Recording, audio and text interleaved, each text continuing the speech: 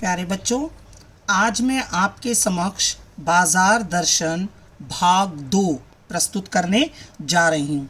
कल हमने जो अंतिम पंक्ति पढ़ी थी वो ये थी, कोई अपने को न जाने तो बाजार का यह चौक उसे कामना से विकल बना छोड़े। विकल क्यों? पागल, असंतोष, तृष्णा और ईर्ष्या से घायल कर मनुष्य को सदा के लिए यह बेकार बना डाल सकता है। तो कल हमने ये बात समझी कि अगर बाज़ार हम गए और अगर निश्चितता नहीं है तो हमारे अंदर असंतोष, तृष्णा और ईर्ष्या उत्पन्न होगी। अब हम आगे पढ़ेंगे। पहले मैं आपको प्रवाह चार्ट से समझाने का प्रयास करूंगी, फिर अंत में मैं पाठ की पंक्तियां पढ़ूंगी। आइए, अब आगे क्या है कि अब लेखक ये कह रहे हैं, एक और मित्र की बात यहाँ स्पष्ट कर रहे हैं कि एक बार एक और मित्र बाजार गए और जब वो वापस लौटे तो कुछ भी नहीं लेकर आए। बहुत समय लगा कर आए बाजार, पर लेकर कुछ नहीं आए। तो लेखक ने पूछा, भाई क्या बात हो गई, आप बाजार भी गए और लेकर नहीं आए? तो उन्होंने कहा, भाई बहुत कुछ था, अब मुझे समझ ही नहीं आ रहा था कि क्या लूँ और क्या छोड़ूँ, सभी कुछ लेने का दिल कर रहा था।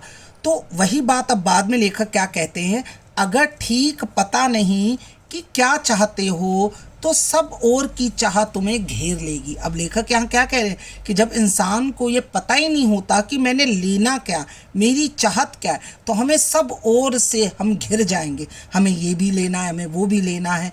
अब उससे क्या होगा? परिणाम, रिजल्ट, उससे क्या होगा? त्रास ही होगा, दुख ही होगा, गति नहीं होगी, ना कर्म। मतलब कि वहाँ हम करें तो क्या करें, आगे गति मतलब क्या होता है, हम बढ़ नहीं पाएंगे, हम गतिविहीन हो जाएंगे।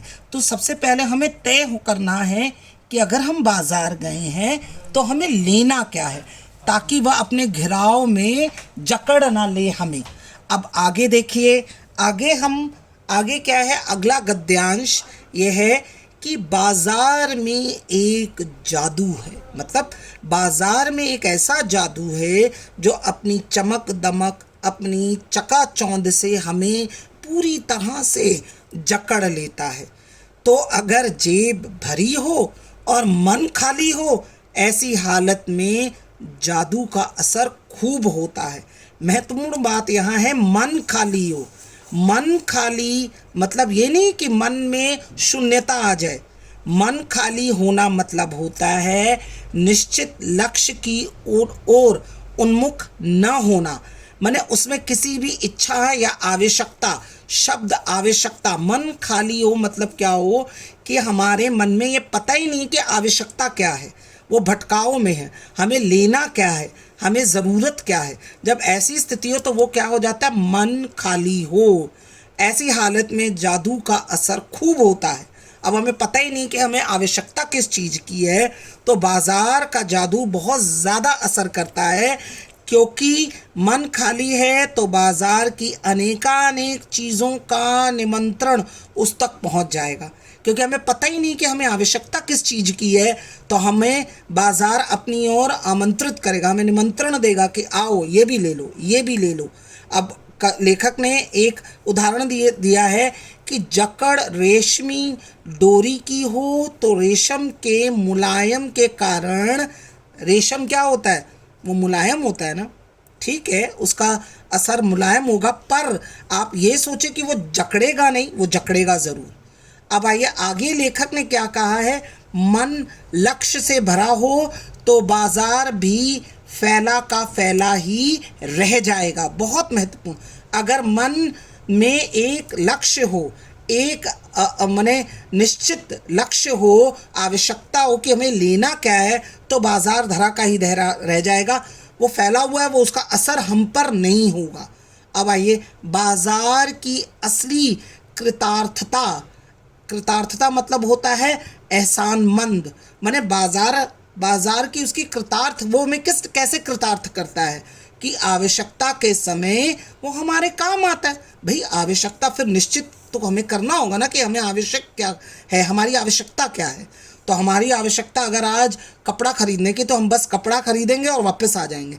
ये नहीं कि बहुत सारी दुकानों में देखेंगे कपड़े के साथ साथ अगर हमें और कोई चीज़ें लेनी है तो हम वो ले लें, तो उसकी ज़रूरत नहीं है। अब आगे देखिए, बात लेखक ने स्पष्ट की कि मन खाली होना मतलब शून्य होना नहीं। शून्य मतलब होता है ज़ीरो। खाली होना मतलब शून्य होना नहीं। वो शून्य का अधिकार किसको है? सिर्फ और सिर्फ परमात्मा को है।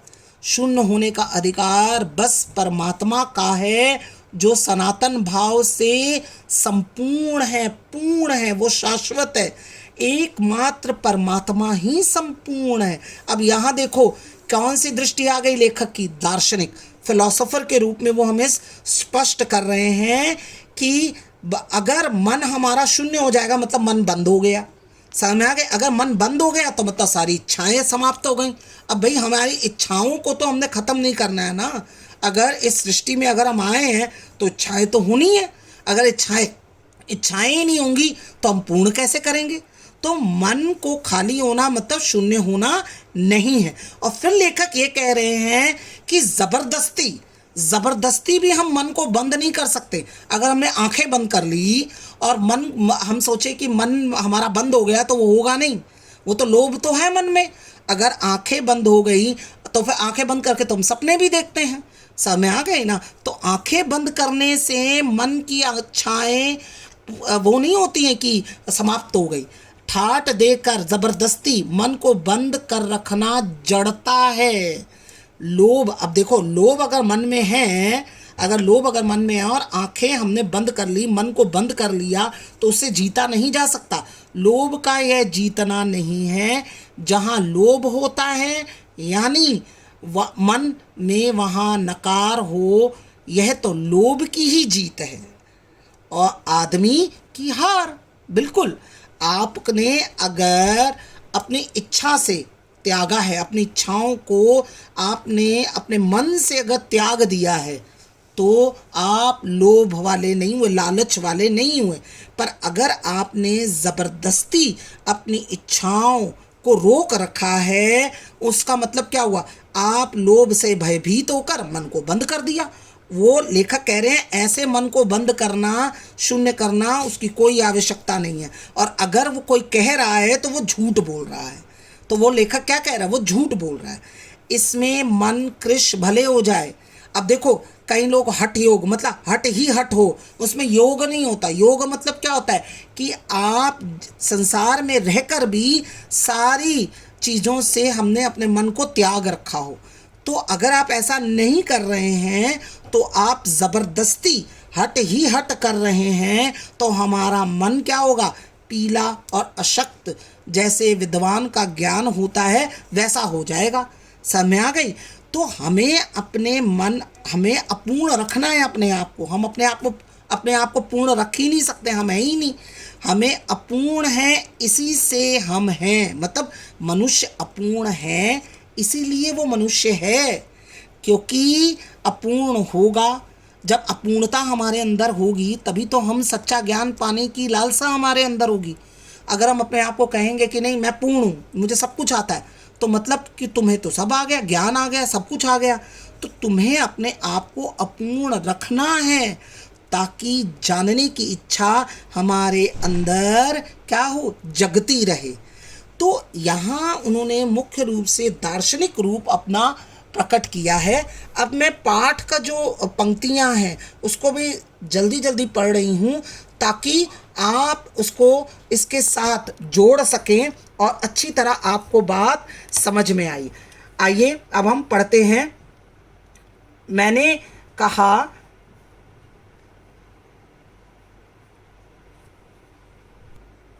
एक और मित्र की बात, यह दोपहर के पहले के गए बाजार से कहीं शाम को वापस आए तो खाली हाथ। मैंने पूछा कहाँ रहे? बोले बाजार देखते रहे। मैंने कहा बाजार को देखते क्या रहे? बोले क्यों बाजार? तब मैंने कहा लाए तो कुछ नहीं। बोले हाँ, पर यह समझ ना आता था कि कि ना लूं तो क्या, सभी कुछ तो लेने को जी होता था, कुछ लेने का मतलब था शेष सब कुछ छोड़ देना, पर मैं कुछ भी नहीं छोड़ना चाहता था, इससे मैं कुछ और भी नहीं ले सका। मैंने कहा खूब, पर मित्र की बात ठीक थी। अगर ठीक पता नहीं है कि क्या चाहते हो तो सब और की चाह तुम्हें घेर लेगी और तब परिणाम त्रास ही होगा, गति नहीं होगा न कर्म। बाजार में एक जादू है, वह जादू आँख की राह काम करता है, वह रूप का जादू है, पर जैसे चुंबक का जादू लोहे पर ही चलता है, वैसे ही इस जादू की भी मर्यादा है। जेब भरी हो और मन खाली हो, ऐसी हालत में जादू का असर खूब होता है। जेब खाली पर मन भरा ना हो तो जादू चला जाएगा। मन खाली है तो बाजार की अनेकानेक चीज़ों का निमंत्रण उस तक पहुंच जाएगा। कहीं उसे हुई उस वक्त जेब भरी जेब तो फिर वह मन किसको मानने को वाला मालूम होता है। पर यह सब जादू का असर है। जादू की सवारी उतरी कि पता चलता है कि फैंसी चीज़ों की बहुतायात आराम की मदद नहीं होती बल्कि खलल ही डलता है।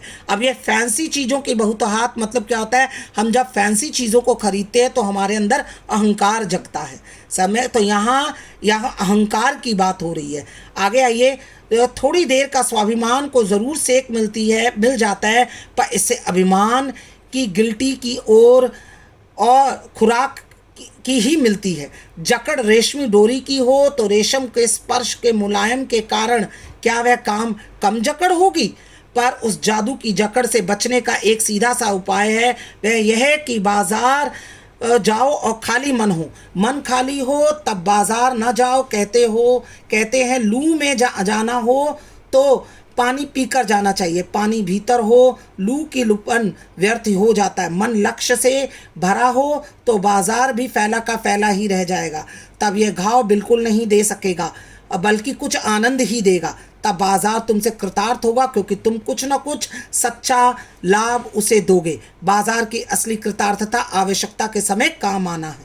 यहाँ एक अंतर चिन्ह लेना बहुत ज़रूरी है। मन खाली नहीं रहना चाहिए, इसका मतलब कि यह नहीं कि वह मन बंद रहना चाहिए। जो बंद हो जाएगा वह शून्य हो जाएगा। शून्य होने का अधिकार बस परमात्मा का है जो सनातन भाव से संपूर्ण है, शेष सब अपूर्ण है। इससे मन बंद नहीं रह सकता। सब इच्छाओं का निरोध कर लोगे, यह झूठ है। और अगर ऐसा है तो नकारात्मक अर्थ है वो तो वह तप झूठ है। वैसे तप की राह रेगिस्तान की जाती होगी, मोक्ष की राह वह नहीं। ठाट देकर मन को बंद कर रखना जड़ता है, लोभ का यह जीतना नहीं है। जहाँ लोभ होता है यानी मन में वहाँ नकार हो, यह तो लोभ की ही जीत है और आदमी की हार। आँख अपनी फोड़ डाली तब लोभनीय के दर्शन से बचे तो क्या हुआ, ऐसा क्या लोभ मिट जाएगा। और कौन कहता है कि आँख फूटने पर रूप दिखना बंद हो जाएगा। क्या आँख बंद करके हम सपने नहीं लेते हैं और वह सपने क्या चैन भंग नहीं करते हैं। इससे मन को बंद कर डालने की कोशिश तो अच्छी नहीं, वह अकारत है। और यह जो तो हठ वाला योग है, शायद हठ ही हट है, योग नहीं। इसमें मन कृश भले ही हो जाए और पीला और अशक्त जैसे विद्वान का ज्ञान, वह मुक्त ऐसे नहीं होता। इससे यह व्यापक की जगह संकीर्ण और विराट की जगह क्षुद्र होता है। इसलिए उसका रोम रोम मूंद कर बंद तो मन को करना नहीं चाहिए। वह मन पूर्ण कब अब हमसे पूर्णता होती तो परमात्मा से अभिन्न हम महाशून्य हो जाते। अपूर्ण है इसी से हम है, महत्वपूर्ण है। अपूर्ण है इसी से ही मनुष्य है। सच्चा ज्ञान सदा इसी अपूर्णता के बोध को हम में गहरा करता है। सच्चा कर्म सदा इस अपूर्णता की स्वीकृति के साथ होता है। अतः उपाय कोई वही हो सकता है जो बलात् मन को रोकने को न कहे, जो मन को भी इसलिए सुने क्योंकि वह अप्रयोजनीय रूप में हमें नहीं प्राप्त हुआ है। हाँ, मन मनेपन को छूट मन को ना हो, मनमाने ढंग से मन ना करे, उसमें रोक होनी चाहिए क्योंकि वह अखिल का अंग है, खुद कुल नहीं। तो यहाँ तक हमने इसको समाप्त किया है। वर्कशीट ERP में डाल दी गई है, आपके इन प्रश्नों के उत्तर देने होंगे। धन्यवाद।